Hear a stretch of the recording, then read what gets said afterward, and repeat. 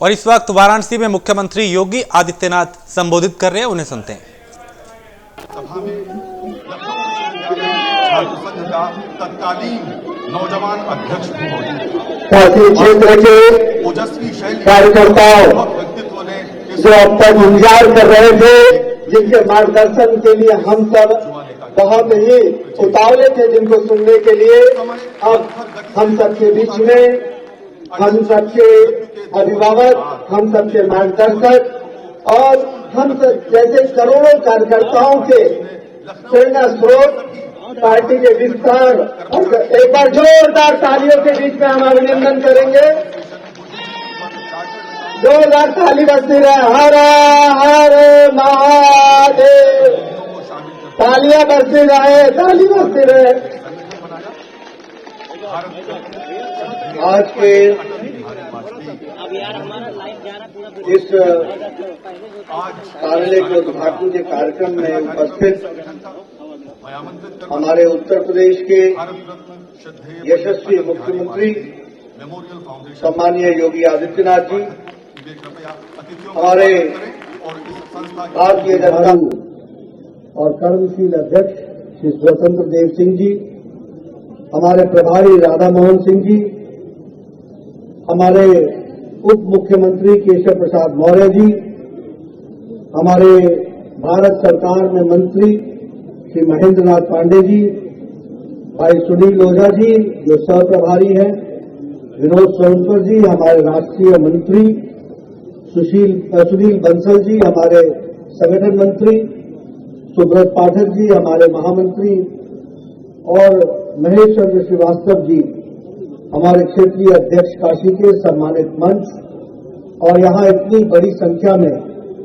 एकत्र आए भारतीय जनता पार्टी के पदाधिकारी, विधायक, सांसद, कार्यकर्ता, कार्यकारिणी के सदस्य और हमारे मीडिया के साथी, प्रिंट मीडिया और इलेक्ट्रॉनिक मीडिया के साथी, मेरा ये सौभाग्य है कि मुझे काशी में आने का अवसर मिला और आज संगठन की दृष्टि से एक बैठकों की श्रृंखला के साथ साथ आज इस क्षेत्रीय कार्यालय का भी श्री गणेश करने का मौका मिला है। मैं इसी मंच से प्रयागराज में भी, जहां कार्यालय का उद्घाटन रिमोट का बटन दबा करके किया गया, वहां के भी कार्यकर्ताओं का अभिनंदन करता हूं, स्वागत करता हूं। मित्रों, मैं काशी विश्वनाथ जी की धरती पर आया हूं। यह पवित्र धरती तपोभूमि, ऋषि मुनियों की कर्म भूमि। कल ही हमने संत रविदास जी का जन्म जयंती मनाई, उनका भी जन्म स्थान यही है। ऐसे काशी विश्वनाथ की धरती को मैं अपनी ओर से नमन करता हूं और आशीर्वाद लेकर के अपनी बात को प्रारंभ करता हूं। मित्रों, आज हम सबके लिए बहुत ही खुशी की बात है कि ये भव्य क्षेत्रीय कार्यालय, जिसका श्री गणेश करने का मुझे सौभाग्य मिला, वह अब पार्टी के कार्यकर्ताओं के काम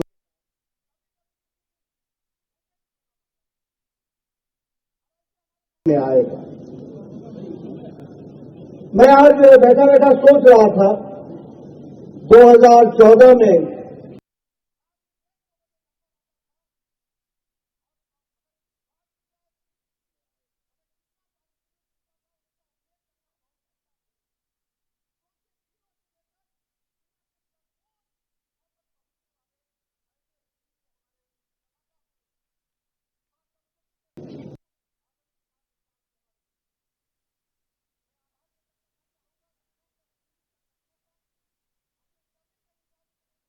और वो अपनी बात रख रहे हैं और बता रहे हैं कि किस तरीके का संघर्ष रहा और कैसे कामयाबी मिली, कहां-कहां उनके नेतृत्व में चुनाव लड़े गए, चुनाव जीते गए। तो कार्यालय का उद्घाटन करने का सौभाग्य मिला, ये भी उन्होंने कहा। काशी की धरती को मैं नमन करता हूं, जेपी नड्डा के ये शब्द। वाराणसी में जेपी नड्डा का संबोधन, यानी वो संबोधित कर रहे हैं, संबोधन हो रहा है और एक कार्यालय का उद्घाटन करने का। उन्होंने कहा कि मुझे सौभाग्य मिला है, काशी की धरती को मैं नमन करता हूं। अब जाहिर सी बात है कि जब उन्हें अध्यक्ष पद की कमान सौंपी गई, उसके बाद जहां जहां चुनाव हुए उसके जो परिणाम आए उनका भी जिक्र होगा। और उनसे पहले चूंकि जब मुख्यमंत्री योगी आदित्यनाथ बोले, उनसे पहले स्वतंत्र देव सिंह बोले, तब कई बातों का जिक्र हुआ।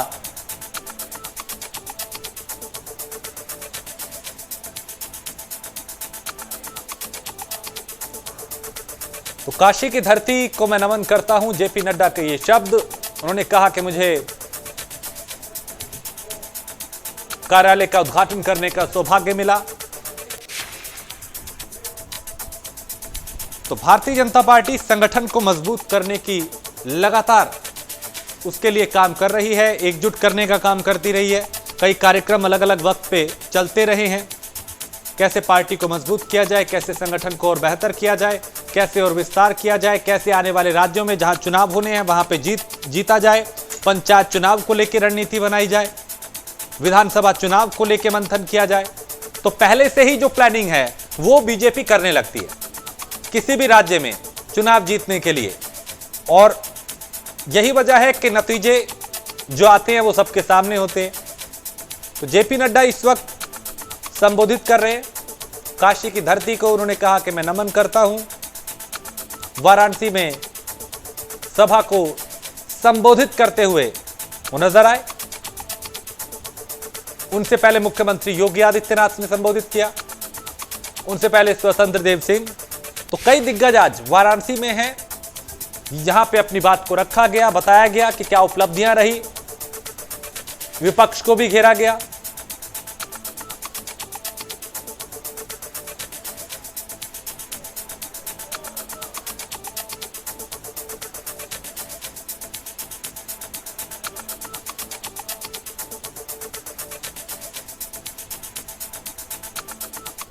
जो हमारे डिजिटल दुनिया की आवश्यकताएं हैं, उन सारी चीजों से ये कार्यालय सुसज्जित है।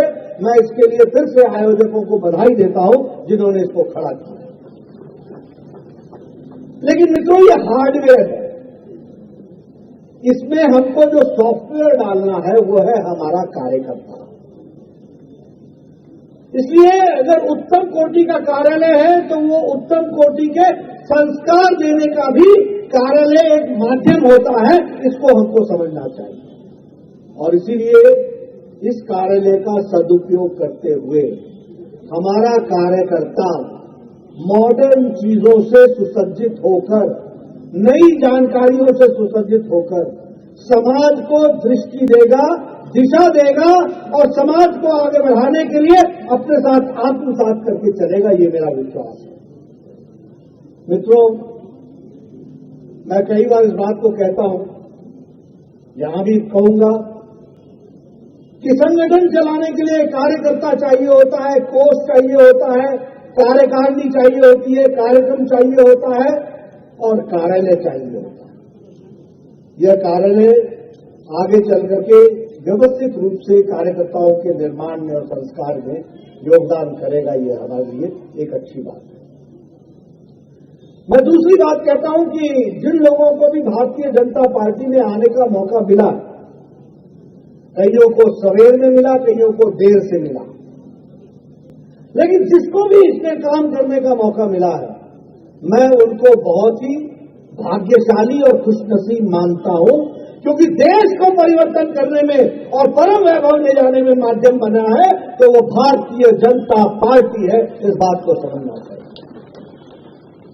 और फिर मैं कहने के लिए नहीं कह रहा हूं, आप देखिए भारत में सारी राष्ट्रीय पार्टी रीजनल पार्टियां बन गई और भारत में इंडियन नेशनल कांग्रेस की पार्टी को मिलाकर के सारी पार्टियां परिवार की पार्टियां बन गई। सारी पार्टियां परिवार की पार्टियां बन गई। ये भारतीय जनता पार्टी है जहां पार्टी ही परिवार बन गया, बड़ा परिवार बन गया, ये हमको समझना चाहिए। ये सब आगे किसको मिलता है? We never saw downfall, we always saw growth. हमने कभी नीचे गिरते नहीं देखा, हम कभी पीछे मुड़ते हुए नहीं देखे। आप चाहे जनसंघ के दिन उठा लीजिए, चाहे आप भारतीय जनता पार्टी की बात उठा लीजिए, इसका इवोल्यूशन, इसका ग्रोथ, इसके डेवलपमेंट, ये हमेशा आगे अग्रसर होता चला गया। समाज के लोग हमारे साथ जुड़ते चले गए, उनके साथ हम काम करते हुए आगे बढ़ते चले। लेकिन पार्टी ने कभी डिप नहीं देखा, हमेशा उत्थान ही देखा। और अगर मुसीबतें आई तो उसको भी आपदा को अवसर में लेने की दृष्टि से, अगर हमारे यहां कोई कष्ट भी आया तो उसको भी हमने अवसर में बदल डाला और आगे चल करके भारतीय जनता पार्टी फिर से खड़ी हुई है, ये हमको मालूम है। इसलिए ये बड़ा साइंटिफिक ग्रोथ है। मुझे याद है, मैं कई बार सुनाता भी हूं, जब मैं कॉलेज में पढ़ता था, यूनिवर्सिटी में पढ़ता था, तो मुझे लोग बोलते थे, Nadda you are a right person in the wrong party. तो मैं उनको कहता था कि राइट और रॉन्ग कुछ नहीं होता। If the principles are correct today और tomorrow we will prove to be right. इस बात को हमको समझना चाहिए। आज मुझे वो मिलते हैं तो मैं उनसे पूछता हूं, बोलो who is right, who is wrong. हमारे कांग्रेस साथी हमको बोलते थे, नड्डा तुमको मालूम नहीं है, रिवोल्यूशन आएगा, रिवोल्यूशन आएगा। मैंने कहा ये भारत की धरती है, ऋषि महात्माओं की धरती है, यहां इवोल्यूशन होता है, रिवोल्यूशन नहीं होता है। बात को समझना चाहिए, यहां इवॉल्व होता है। इसलिए हमारा रास्ता सही है, इस रास्ते में हमको कोई रुकावट नहीं आएगी। विचारधारा की लड़ाई है। और फिर मैं कहा करता था, मित्रों, we are not here for power politics. हम यहां पर सत्ता की राजनीति के लिए नहीं है। सत्ता हमारा माध्यम है, साध्य है, असाध्य नहीं है, साधन है। वो माध्यम हो सकता है, लेकिन वो हमारा लक्ष्य नहीं है।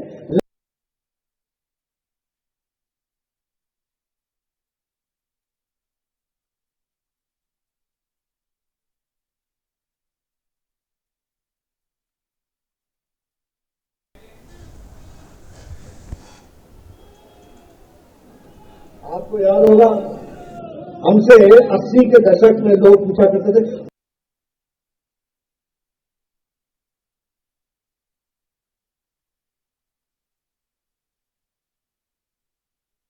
इस वक्त संबोधित कर रहे हैं। यूपी में बनने वाले 80 में से 53 कार्यालय बन चुके हैं। उन्होंने ये बताया और तमाम बातों का जिक्र किया और ये कहा कि कैसे बदलाव हो रहा है। हम काम करने के लिए राजनीति करते हैं, ना कि आरोप प्रत्यारोप के लिए। कई बातों का जिक्र किया गया और कहा गया कि बदलाव हो रहा है। प्रधानमंत्री नरेंद्र मोदी के नेतृत्व में ये बदलाव हो रहा है और आगे भी बदलाव होता रहेगा।